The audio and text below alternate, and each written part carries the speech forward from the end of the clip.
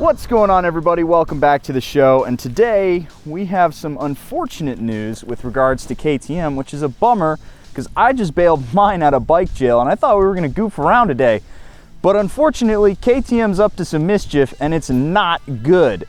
Let's dive in.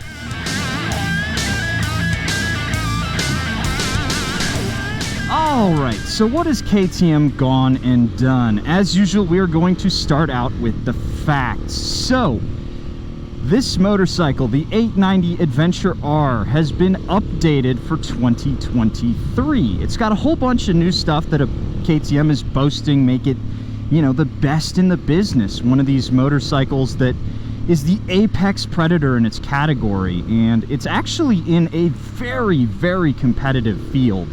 Looking at middleweight adventures, you have so many options from so many different companies, and they're all so good. So KTM is like, well, we got to update the 890R. So what do you get with the 2023 bike? You get some new plastics that they say are going to help the rider long term when they're like hauling on the highway and stuff. Then you get a different set of fairings up front, same deal. You get the Explore forks that are updated for this year. They claim that these are the best forks in the business, that nobody else can compete with KTM's prowess when it comes to the WP Explore forks. Okay. You get an updated TFT dash with some new fancy whiz-bang features, some different layouts.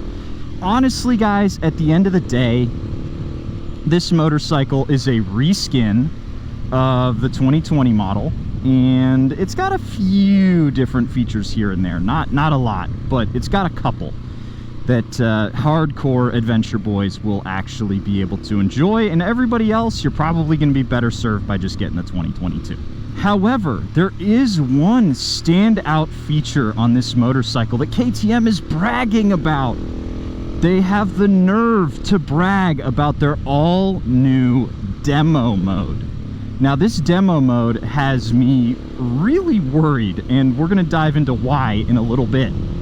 But here's how the demo mode works. All of the software updates that you can get for your 890R are going to be available to you when you buy the motorcycle. They're just going to give them to you for 1,000 miles or 1,500 kilometers if you use, not bacon units. The problem here is that after 1,000 miles or 1,500 kilometers, boom, they turn off. Just like that. They're going to be gone, and you can no longer access them unless you pay. You go to the dealership and pay to have the software update put back on your motorcycle. Now, what is behind this package? As far as I can tell, it's pretty similar to last year, which we're going to talk about this in a second, but you're going to be able to pay for the Quick Shifter Plus, which is up and down. I believe you get the regular Quick Shifter, which is just up only. If you want down, you got to pay for it. You get their drag torque slip control system, which I believe they call MRS or something like that. It's essentially going to act as a fancy slipper clutch. I don't understand why companies don't just do a slipper clutch, but I guess if it's electronic, you get to charge for it later, which, there you go. You also are going to have to pay for cruise control, which that really makes me angry. You have to pay for cruise control, and the buttons are already on the dash. Then last but not least, you're going to have to pay for the rally mode. Now, this rally mode is one of the standout features on the motorcycle. KTM brags about it. Rally mode is it's where the hardcore pro enduro boys want to live. It's going to give you all of the control of the motorcycle that you could possibly want, with as little electronic nannies as possible. It's the mode that if you are serious about riding off-road and you want to go do, adventure rallies and stuff on your motorcycle, that's the mode that you want. And unfortunately, it is locked behind the demo mode. Now, from my poking around, looking at last year's prices, it's about $600 to unlock all of this stuff all in. If you just get the tech package with everything, it's about 600 bucks. Otherwise, you're looking at between $3 and like $150 if you're getting them a la carte. So it's definitely more expensive to buy all of these parts a la carte, which is really, really annoying. And the thing that makes it even more irritating is you can't do this at home. It's not like you pull up the KTM MyRide app, swipe your credit card, and the thing just boots up on your dashboard. You know, no, you have to take it into the dealership. They're gonna have to plug a computer into your bike, and that's what's going to update your motorcycle. You cannot do this stuff at home. Now, for those of you who are familiar with the way KTM does business, you're like, oh, well, that's nothing new. KTM's been doing this for a while. And it's true. They actually have been doing this for quite a while. They've been paying, or they've been making customers have to come in and pay to have their heated grips turned on. They've been paying for, you have to pay to get your fully adjustable suspension on certain motorcycles. You have to pay to get the drag torque stuff. Quick shifter plus and cruise control on a lot of different motorcycles in KTM's lineup. So as it would seem, KTM is actually one of the foremost thinkers on this egregious business practice in the motorcycling industry. And it's big bummer because KTM motorcycles are so much fun. And I mean, I paid, you know, $12,000 for this KTM I'm riding now. Actually, a little bit less because I got it on sale.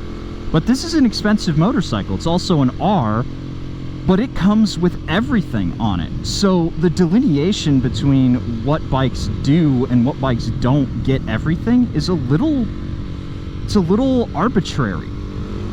Now, if any of this sounds familiar, it's because I've actually railed on this practice before. When I was back at Yami Noob, I wrote this massive script tearing apart the Zero Cypher store because that selling you things that are already on the motorcycle is unacceptable. You know, Zero with their Cypher 3, they're charging you for added range that's already on the bike. They're throttling back the power, and they're doing all of this weird stuff on your motorcycle that's, you know, you would just imagine, oh, I bought the motorcycle, I have everything. Nope, that's not how it works anymore, which is starting to scare me. Now, unfortunately, it seems like motorcycles have learned this the hard way from the car industry. Basically, BMW already has a monthly subscription to all of this stuff. I knew it was coming sooner rather than later because companies exist to make money, but it's infuriating because they're turning on stuff that's in the car that you own. So, as it stands right now, it's really hard to justify going with any of these companies that have decided that you have to pay for extra stuff on the bike. Now, I want to address one thing that I see come up a lot, and this is usually trotted out by people who don't see this as the slippery slope that it is, and are usually brand loyalists. I guarantee you down in the comments below, KTM simps are going to come out and they're going to be like, no, dude, you don't get it. What this is doing is it's giving you the option to buy extra stuff. You know, it's giving you the option to mod your motorcycle. Okay, let's take that at face value.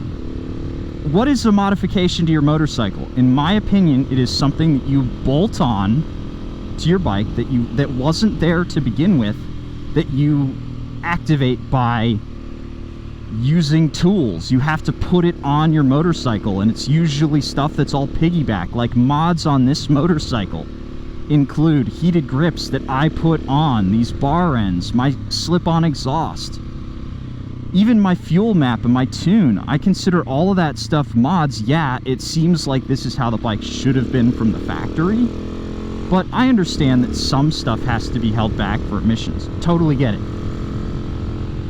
But a mod should not be something that you just pay for when you buy the bike and then pay for again to turn on. That's not a modification, guys. That's just KTM selling you an incomplete product.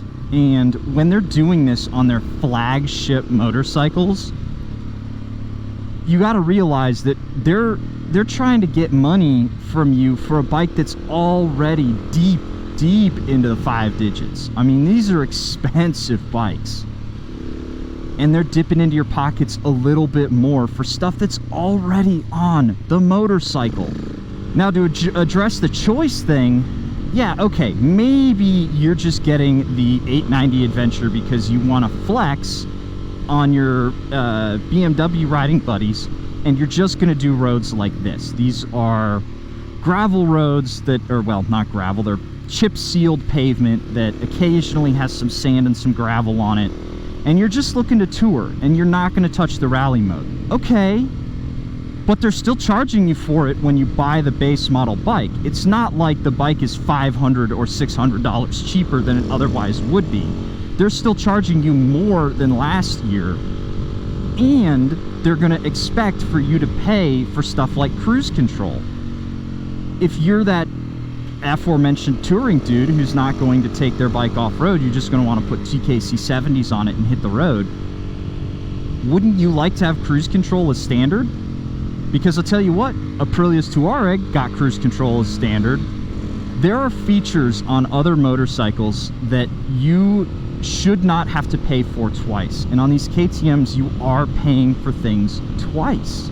Now, I don't want to be all doom and gloom. I do want to offer you guys something that you can do, but unfortunately there's not really a lot you can do. I'm not going to sit here and advocate for piracy, because that's not a good idea, but I'm also not going to say that I don't understand why somebody wouldn't just plug an ECU in and figure out how to unlock it. By making you pay for stuff twice, that's what engages pirates on the internet, and these features are already there. Somebody's going to figure out how to unlock them. In the meantime, though, basically all you can do is just not buy these motorcycles. Look at other things that are out there, stuff like the Tenere 700, the Touareg, even older models that actually have the stuff unlocked on it. Don't buy a new motorcycle where KTM is just going to sit there and force you to pay for stuff that's already on the bike twice. That is not okay. You have to vote with your wallet on this one, guys. But other than that, there's not really a whole lot you can do. And then last thing I will say is, unfortunately, expect to see more of this. Every time you see this, do not let it become normal. Keep pushing back against it, because otherwise it's just going to be on every single motorcycle, and we can't have that. That's not okay. We're losing our ability to work on these motorcycles, and that's a big reason why a lot of people get on two wheels. Now guys, with all of that being said, I'm going to start wrapping things up here. Again, this KTM situation is something I'm going to be keeping my eye on, and guaranteed it will spread to other manufacturers. It's going to start with companies like Ducati, it's going to move on to BMW, and you might see it on Triumphs, and then it's going to spread to the Japanese bikes. Certainly, it will make its way over to Harley-Davidson, because it's a great way to sell additional stuff on a motorcycle. And guys, if we don't make enough noise about it now, it's gonna be everywhere. So with that being said, I'm gonna catch you guys in the next one. The next video that I'm working on is actually going to be another day in the saddle. It's going to be on the Indian FTR 1200 Carbon, which is going to be a ton of fun. And then I've got some other super secret projects that I'm working on in the meantime. Until then, I'll catch you guys in the next one.